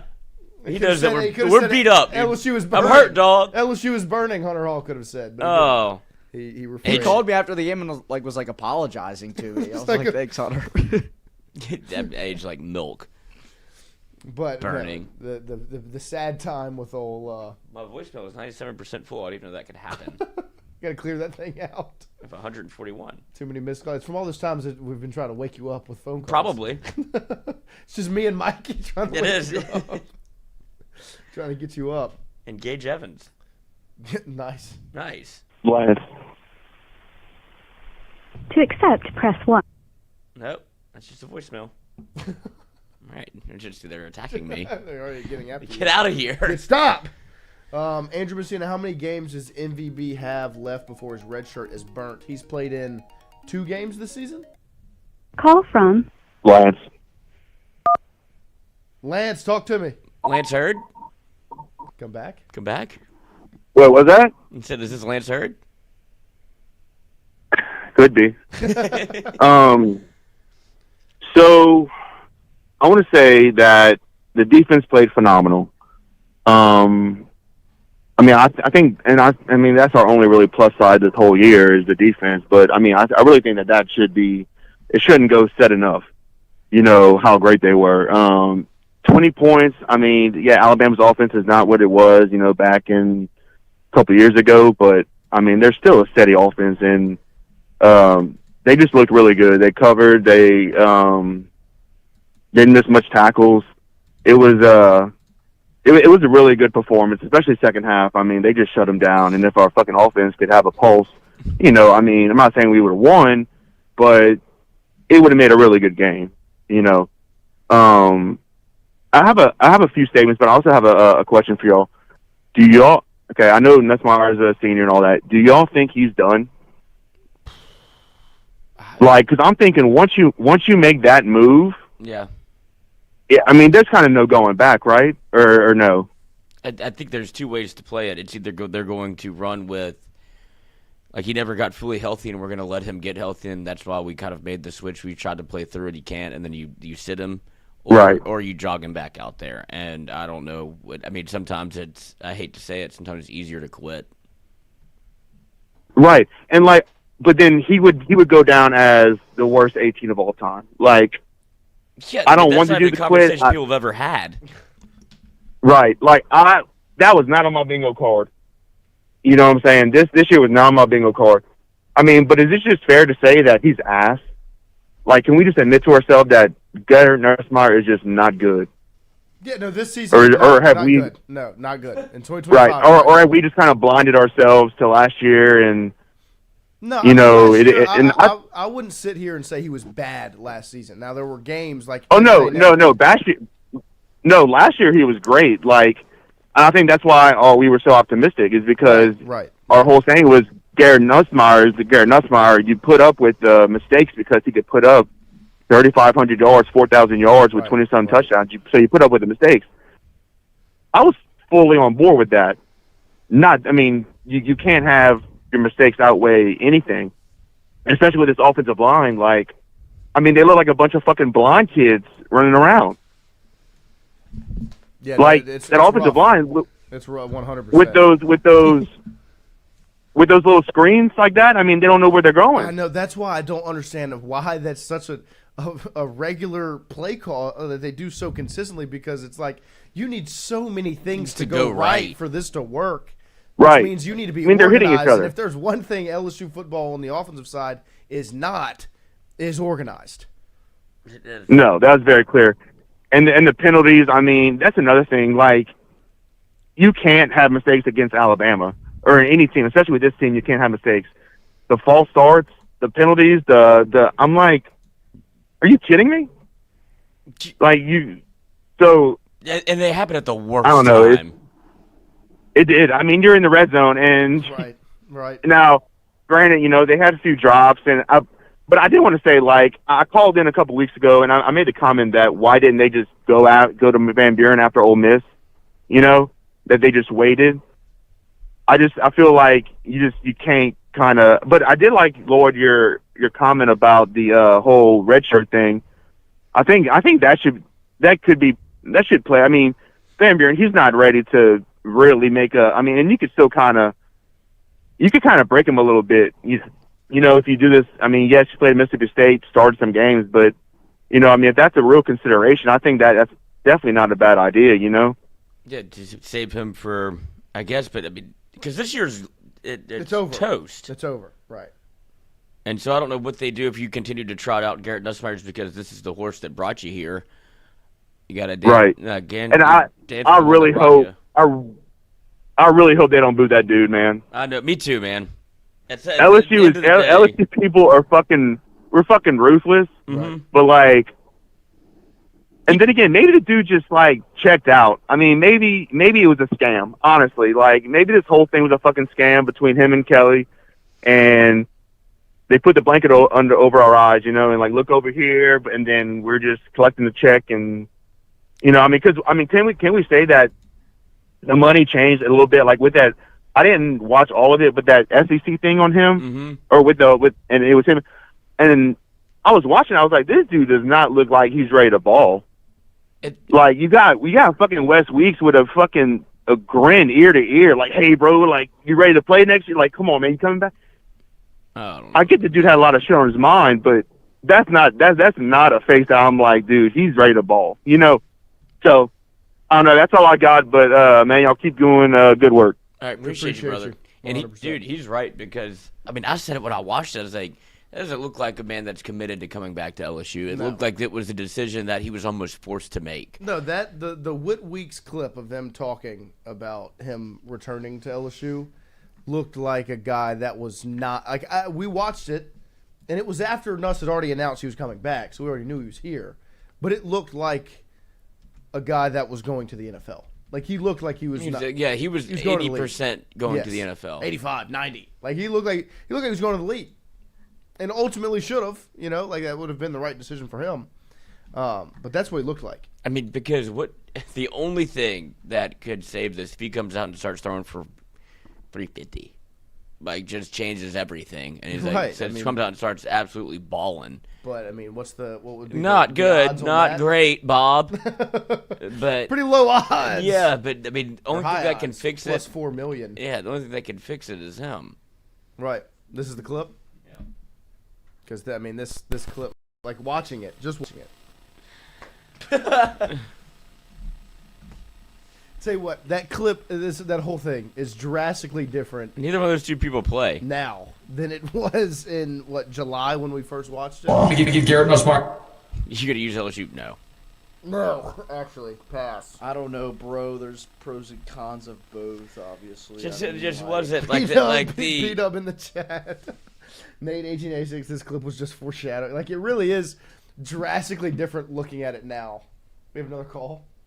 No, I was just plugging the it in video just in game case. they were playing was foreshadowing. That was. You haven't had a first down since the first quarter. First quarter. You should be good at the game, right? Shit. You would think you'd be able to do I wonder how many timeouts he had left. Oh, can we go back in? Wait, go back and check. Burn one. Delay game. Imagine if there's a delay game penalty, like as soon as they turn on the screen. Yeah. It's like delay game offense. You get a timeout. Stadium pulses. Man, that clip, it really is like drastically different watching it now than then. Oh, he left a timeout on the table. That shows you how much. So he knows he should save him. Right. He knows. Awesome.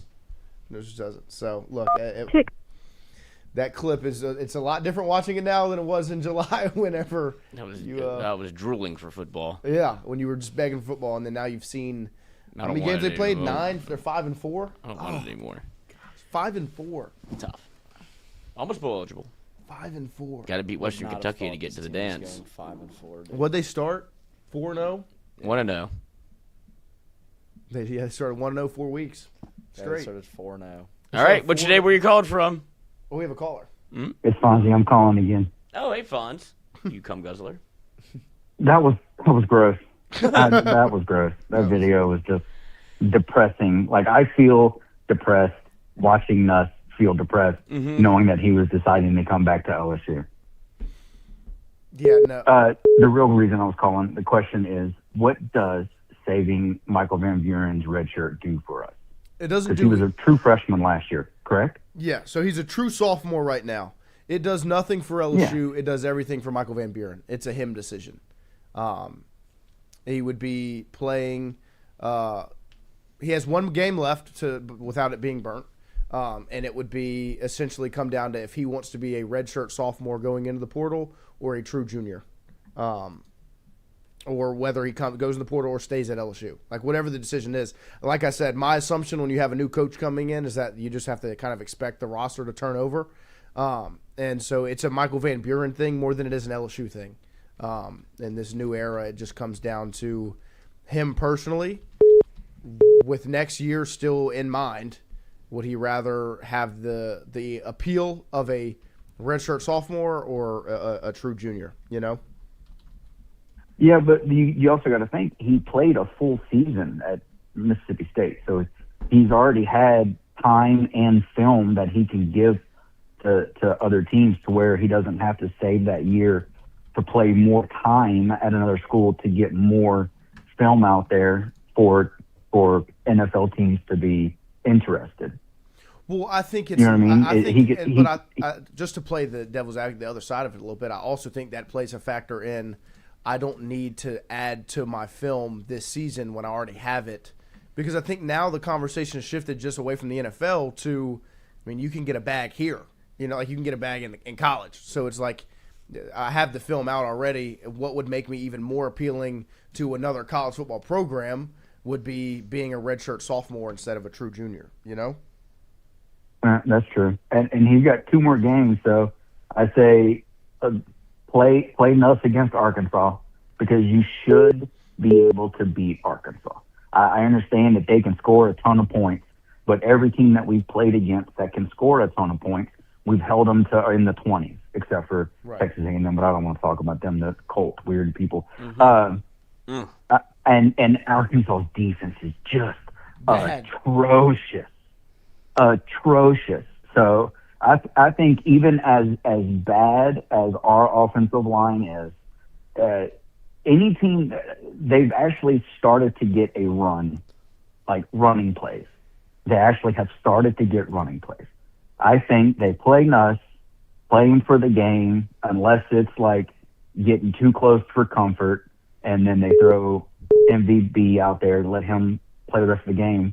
or they don't, and then saving and playing a full game against the whole week for Western Kentucky and then for Oklahoma going into next year, because that'll be his 4 games, and he won't burn the possibility for a red shirt. Yeah, I mean, we'll see. It's going to be very interesting to see how it gets handled. That's for sure. And I think the red shirt's going to play a factor more in Van Buren's mindset than LSU's. I think LSU's not really putting much stock into that for their sake. Because, like I said, I mean, who knows what part of the staff is even here next year, you know? That's true. So, we appreciate you, Fonz. Thanks for calling in twice. Yep. Y'all have a good one. You too. Call from Big D. Sure. What's your name? Where are you calling from? Yeah, it's Big D over here in New Orleans. Big D, what you got What for you us? got, Big D? Put it in, Big D.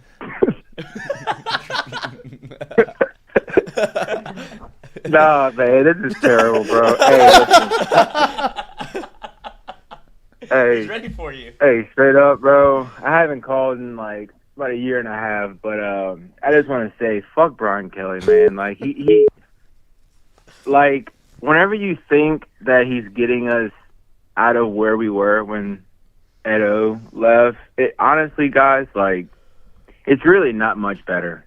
Like when you really look at it, it's just like it's so depressing, guys. I mean, it really just like I have nothing to look forward to right now. Saints suck. LSU sucks. Pelicans are the Pelicans. You know, they'll never change. I have a question though. Like, when are we going to actually address Brad Davis? I think it gets addressed this offseason. Like I said, I think the whole offensive staff, regardless of who the coach is, like even if Kelly was kept, and I think the offensive staff would have gotten wiped. So I think all of those things, those stressors, get handled this offseason. No doubt. I don't know where we go, y'all.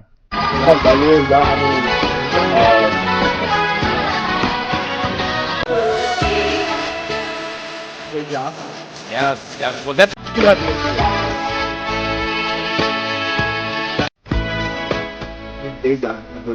I'm asking.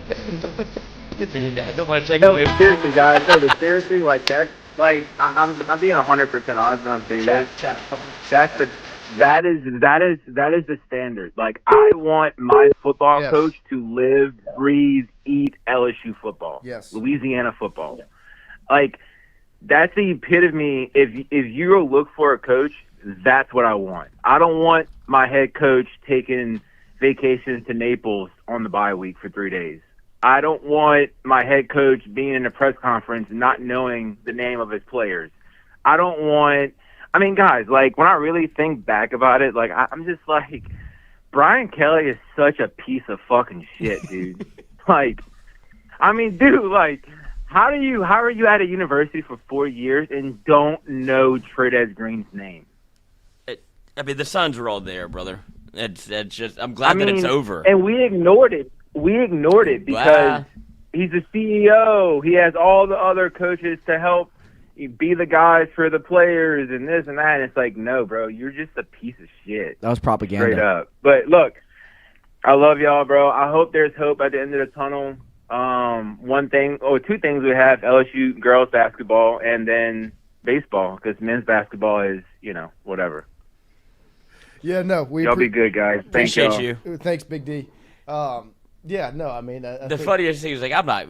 Come again, Big D. What do we have to care about? Then he goes, you know what? Actually, like, 'cause when you think about it, like that's how my mind operates too. It's like, oh, I don't care, whatever, it's over. It's like, no. You know what? I go. It's the battle between mind and sanity, and then your heart. Yes. When your mind is, oh, it doesn't matter. Like, I'm done. Like, this is whatever. Why do I care about this? But then you get to your heart, and your heart's like, no. Actually, this is a joke. This is unbelievable. Yeah. How did this? But I will say, one thing I did disagree with is that Call the program from is in a better place than it was when BK got here, because it was to absolutely accept, press 1. cooked. To send a voicemail, press 2. So we've got our next caller. What's your name? Where are you calling from? Hey, this is Michael Lindenbaum, and I'm calling from LSU's campus. Where are you at on campus, Mike?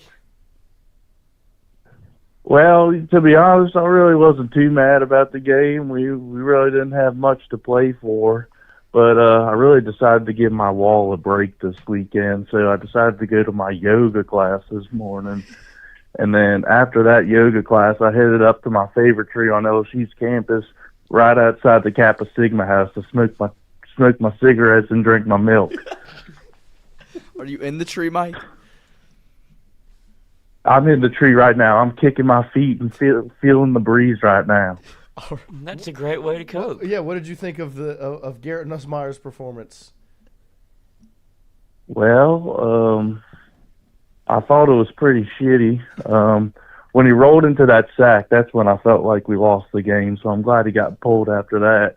It was just more easier to watch that Van Buren guy. But, I mean, Mike, I will to say, be honest, I'm glad you're kicking your feet in the tree as opposed to standing up pondering, you know?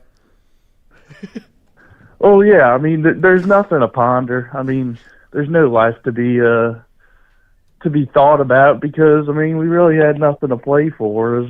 To be honest, it was just for the kids this weekend. Yeah, yeah. I like to see the kids play a game.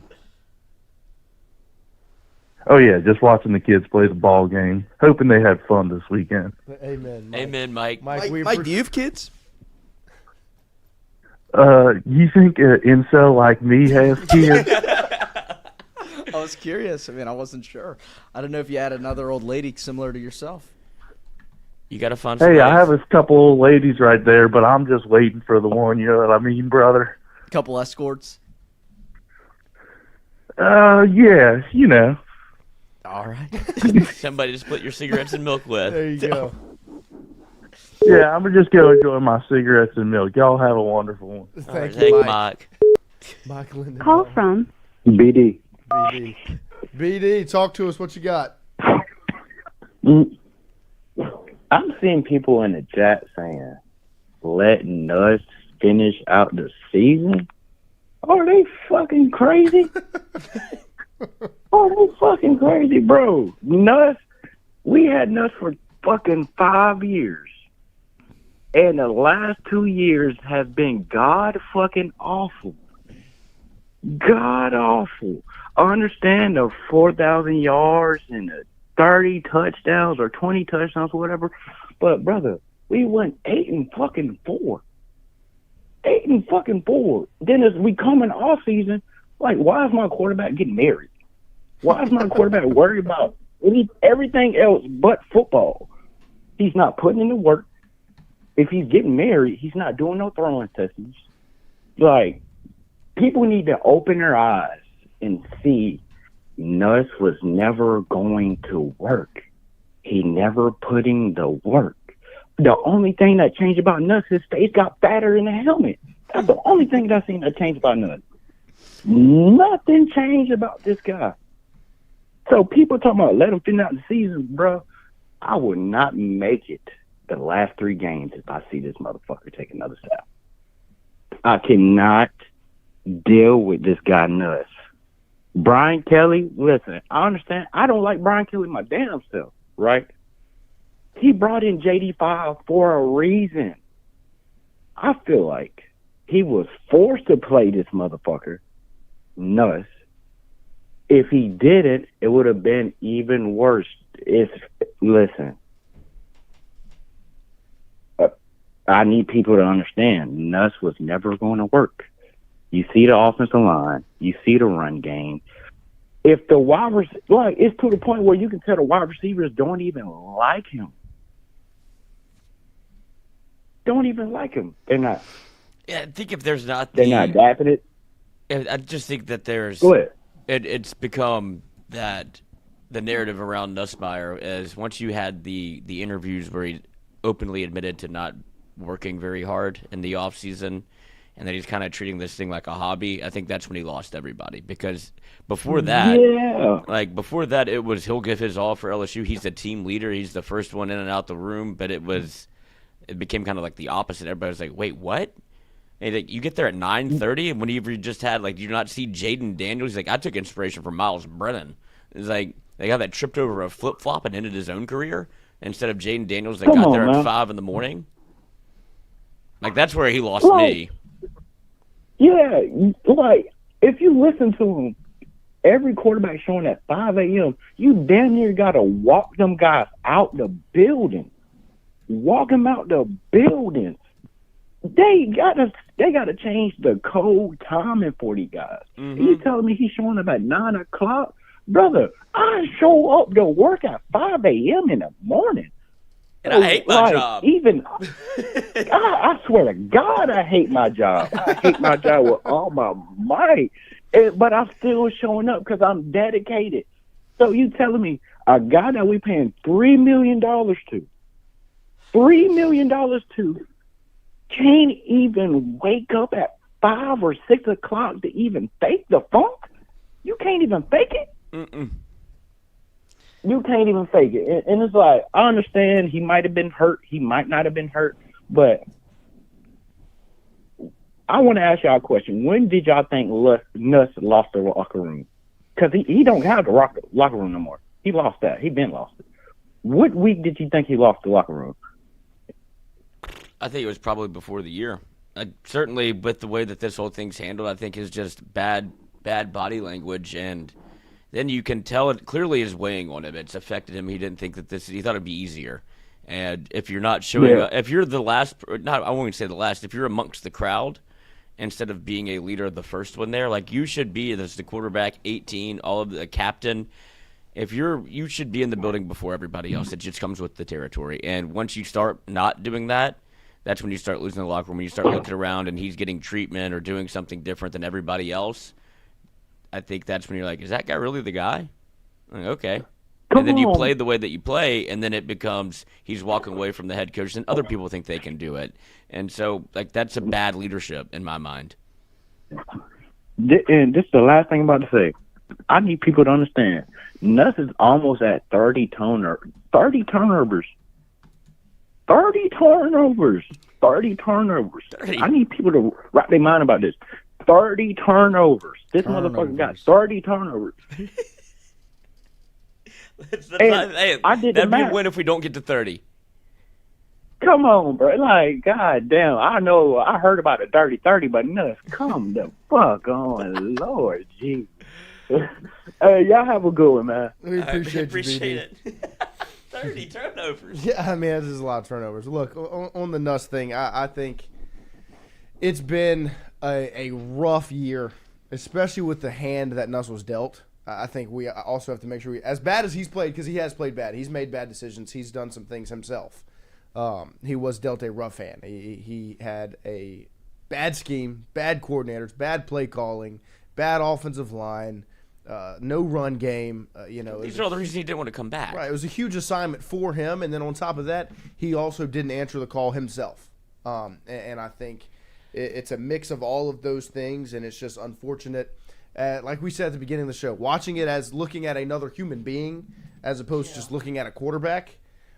I mean, the guy's going through it. His life has changed in the matter of 1 year, and it sucks to see. It does. But I still think, moving forward, I think the discussion on the quarterback spot is going to be very interesting to see where LSU takes it, where they go with the MVB Nuss discussion. MVP.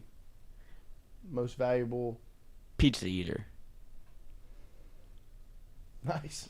Thanks. Pizza eater. You pizza eater? We appreciate all of you joining us here. That's what this our morning. family calls fat kids. Oh, Pizza eater? You're a pizza eater. Nasty pizza eater. It sounds like a slur. Yeah, Brandon Hollingsworth. Injuries, drops, missed assignments, no run game scheme, etc. Awful all around. Yeah. No, it has been. But all the reasons you didn't want to come back. Right. And on top of that, I mean, Nuss also hasn't played good. Like, it's been bad all the way around. Everything going into the coach. I mean, the offense has been bad. And he didn't even show up he was in New Orleans. I mean, for the fight, yeah. Come, brother. I know. But you shouldn't have to tell him these things. He's an adult. But I still feel bad for him for some reason. I do feel bad for him, but at the same time, you did this to yourself. He like all of the things around him have been bad. he has also been bad. Right. He has also watch the game Saturday. Like, he didn't play good. 18 of 21. Yeah, that looks great. 86% completion percentage. Yeah, it looks awesome. Average. What was he? 5 yards a pop. What was 18 of 21. I think 16 were behind the line of scrimmage. Yeah, that. And on top of that, he's still that sack. That's just your fifth-year quarterback can't do that. Fifth year. That's not on the offensive line. That play's not on the O line at all. He just lost his He's lost it. He's out of it, and that's why I just don't know how you can put him back on the field, because you can't at this point. He seems too far gone. You can't get that back. Yeah. And so we'll see the direction it goes. Obviously, something to pay attention to this week. Frank will meet with the media today, and we'll see if you hear anything. I doubt it. I doubt that you'll hear anything one way or the other. But obviously, we'll all be listening very closely to Frank's comments and answers in the press conference today. We appreciate all of you hanging out with us here on this Monday morning, and we appreciate everybody over the weekend. Yeah. Obviously, yesterday, Pizza Byron's had a nice crowd, but also had you guys tuned in, locked in, chiming in. We appreciated it. But then also Saturday night, we had our watch party over at the Golf Suites. Also a good crowd at the Golf Suites. Row was excellent. But we also had quite the numbers Saturday night, and we appreciate it big time as we amassed right over 79,000 views our watch party Saturday night, and that's because of all of you. We appreciate everybody that tuned in, hung out, and watched some football with us Saturday night. And so just to update what this weekend will look like, we'll have a post game. We should have a post game right there in the midday window as LSU and Arkansas play early in the morning, pre-noon. We'll go. We'll recap the game post game. Then we'll have our show again at Pizza Byron's Sunday afternoon, 4 to 5, to recap the game with Rohan Davey. Shout out to Ro. Also, LSU men's basketball tonight versus UNO, the Fighting Master P's in the PMAC. We will be there checking out what Matt McMahon and his squad have in store against the Privateers, who have shown up so far this season. Took down TCU in their first game of the year, a big win over a Power 4 program. Pass me the green, I need some weed with my Hennessy. And we'll see what Matt McMahon You never LSU, smoked weed or had Hennessy. They can Never had some, Hennessy. I've momentum. smoked weed, though. Oh, disgusting. Sinner. And like we said, LSU women's basketball won yesterday. They play again Wednesday night against Charlotte in the PMAC. So men's basketball tonight, women's basketball Wednesday, Pels Wednesday and Friday. And today. The Pels don't play today. Yeah, they do. They do play today. The Suns, Suns, Spurs, Lakers. After the Some basketball Pelicans game, basketball. we'll go back to my crib and finish the Pels game. W. W's in the chat. We appreciate everybody hanging out. He is like forcing friendship on you. He doesn't give me a choice. What do you mean we're not gonna? I thought we were gonna go eat after this. Let's go. Hey, no, we have food. He's figured it out. Pizza eater. He did do a good job. He's cracked the code. Your own and then when he doesn't want to go eat, it's food, shocking. It's like no. It's like, why not? Why don't you don't want to eat? Hey, you don't want to hang out with me? Oh, got you again. The jelly roll doesn't want to eat. Oh. I'll catch it. You will. No, don't like move that microphone. I don't want to break it. Yeah, but the water's gonna. No, I'm not going to do that. Mike Lindenbaum, there he is in the chat. What's he saying? Tubbs in the chat. But I want to see all you in the PMAC tonight. Let's pack the PMAC. LSU versus UNO. Obviously, if you're not in the PMAC, tune in to Mic'd Up. That's right. But I want to or see listen you to Mic'd Up while you're in the PMAC. PMAC. Yeah, I'll that do would it. be an interesting I'll be experience. doing it. Yeah. I'll have Mic'd Up on the phone while I'm in the PMAC. And I think we'll be able to watch the game because Mikey has officially denounced YouTube TV after 45 minutes and switched to Hulu Live. There you go. So he's no longer ornery. There you go. You know that whole exchange is not YouTube TV's fault. It's Disney's fault. Yeah, Disney's trying to get too much money. YouTube TV, shout out. They're working for us. It's trillionaires versus billionaires. The biggest battle I love to watch. Give me the billionaires. Yeah. Give me money. Athletic Give me Andre Iguodala. I want Iguodala. Is he on here? No. Let's see. Zamboni, ice skate, maybe, hockey stick, golf cart. So, ice skate, hockey stick. What else would be? Which Chemonics? This one's a wild one. Albert, this is hard. This I don't one's like a this. weird one. Yeah. I don't like this one. What's today? Something's happening. Something's going on today. I don't know what it is though. What is today? Is it Freedom Day? Was it? What day is Was it Veterans Day? There was something. Memorial Day? November 10th. No, that feels tomorrow like is something. tomorrow is what? Veterans Day, November 11th. Thank you. International Accounting Day. Nice. Yeah. There we I go. mean, good for y'all. Thanks for the. I wouldn't do it. Albert, this is Epi? hockey though. I don't know if we're gonna get this. Zamboni, bicycle, golf cart, skateboard. Those are all things with wheels. Does the Zamboni have wheels? No, it's on ice. Oh, it has wheels. Does it have wheels? Mm-hmm. Things with wheels. Oh my gosh! I mean, what are we doing? I said that sarcastically. So hockey stick, ice skate, Brindy. What is that? Brindy armor? Brendamore. Brendamore. Oh, never mind. I mean, we have to do something here. Saber, hockey stick, ice skate, Chamonix. I have no idea. What is a Chamonix? Chamonix. I'd go Maurice St. Louis, Genoble. Oh, let's actually think about this. St. Louis Rams, Paris Rams, Albertville would. We have to put this together. Hockey stick, ice skate, Saber is a hockey thing. Epi isn't Epi a person? Isn't that a thing? Epi? EpiPen? No, it's not how you spell it. Rough house. I mean, I am stumped. I think, is it French cities? Maurice, Paris, St. Louis, Genoble? Try it. That's better than what we got. What'd you say? Maurice, Paris, St. Louis, and Grenoble. That might be an Italian name.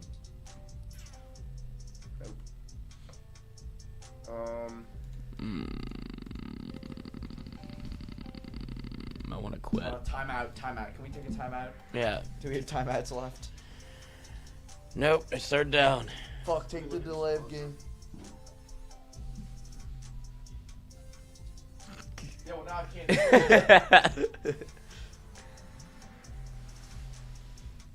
I mean, I think the Brenda Moore is. I mean, that we need to click that. Okay. Paris.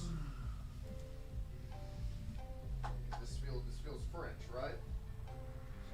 Oh,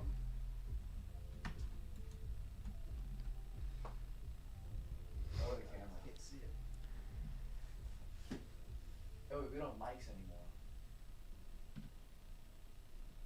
Saber is a printing company. You love The Office, Andrew Messina. That's impressive. This is. I'm stumped. Try it. Send it. Change Albertville to Grenoble. Gosh, dog. We're not gonna get this, dude. I have no clue. No. Okay, hockey stick, ice skate. Saber. Yep. Epi. Send it. Please. Let's go! Yes! Let's go! Yes! Did not help at all. Yep, still stumped. Thank you, Lloyd. Yes.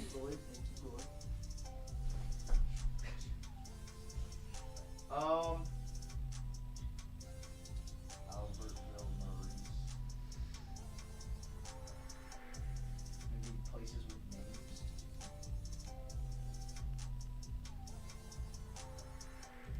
St. Louis has the arch, right?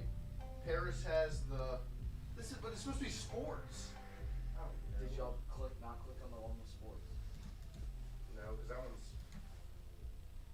one's. Are y'all sure that's...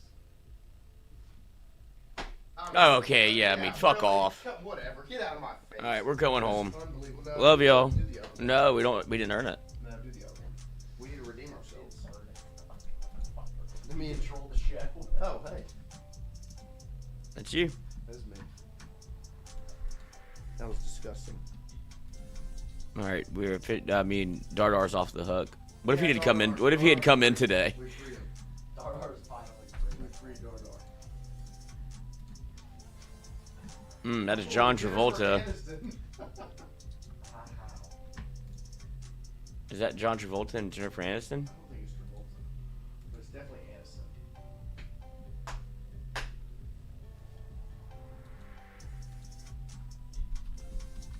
I should have called Dardar. Is that Blake Gonzalez? Who's Blake Gonzalez?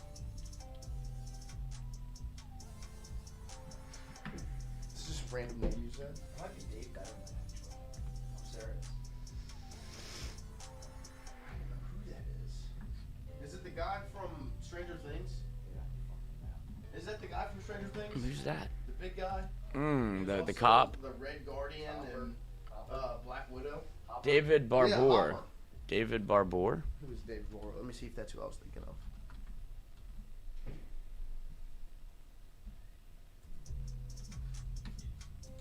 Yes. Oh my gosh. Let's go. What's his name? David Harbour. Harbour. Nice. Let's go. Let's go.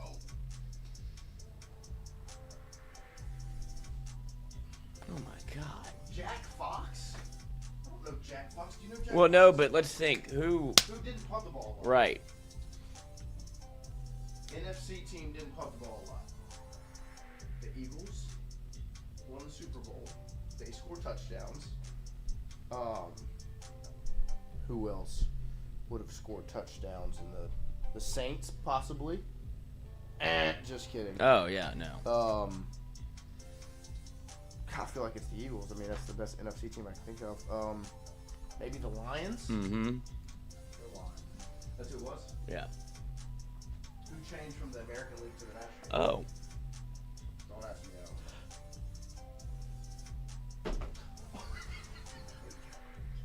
That was almost so bad. That was almost so bad. It was a good kick. Apologize. Sorry, that could have been horrible. This franchise moved from the American League to the National League in 1998.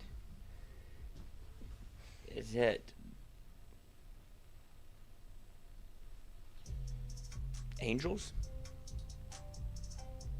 No, to the National League. Yeah, it does. Astros. No. I have no idea. They're not in the National League. They're in the American League. I thought they did move though. Oh. They're from one side to the other. One of the Roses. Yeah, I think it is Justin Rose.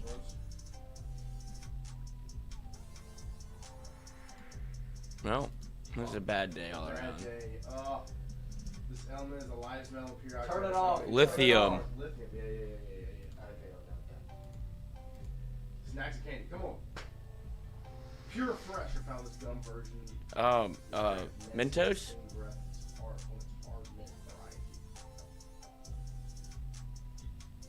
Luke Donald.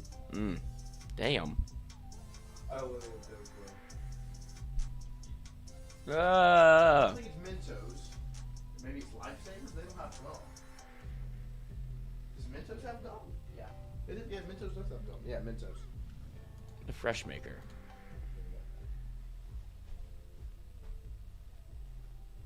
Master of None. What's the Isn't this the guy from Parks and Rec? Yeah, which is What's his name? Why can't I think of his name? Anwar Sadat.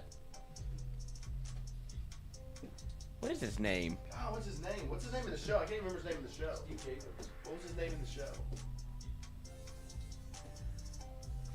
This is tough. I know who it is. Aziz Ansari. That's yes. what it is. Oh my I gosh, sneeze. I'm Aziz. sorry. I sneezed. I'm sorry.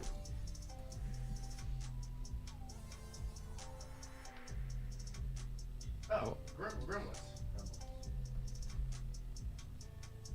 I knew the purple snake, but I still ate it because I'm a gremlin.